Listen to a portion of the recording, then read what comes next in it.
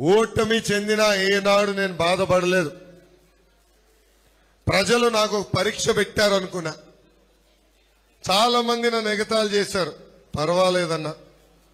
ఒకే ఒకసారి బాబు గారు అడిగారు, మళ్ళీ నువ్వు మంగళగిరి నుంచే పోటీ చేయాలనుకుంటున్నావా అని.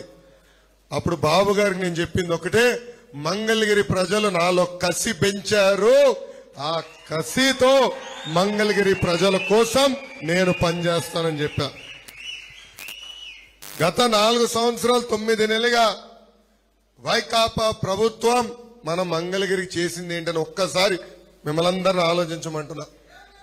ఒక మాటలో చెప్పాలంటే ఈ ప్రభుత్వం మనకు చేసింది గుండు సున్నా. 2 సార్లు వైకాపా పార్టీని మీరు ఆశీర్వదించారు, దీవించారు. అలాంటిది మంగళగిరి అభివృద్ధి ఎలా ఉండాలా, సంక్షేమ పనులు ఎలా ఉండాలా, కానీ ఇప్పుడు ఏకంగా ఎమ్మెల్యే గారే పారిపోయే పరిస్థితి మన నియోజకవర్గానికి వచ్చింది. ఒక పక్కన కార్పొరేషన్ ఎన్నికలు జరగలేదు, ఇంకో పక్కన ఎమ్మెల్యే గారు లేరు. ఇంకా మంగళగిరి పరిస్థితి ఎలా ఉందో ఒక్కసారి మంగళగిరి ప్రజలందరూ ఆలోచించాల.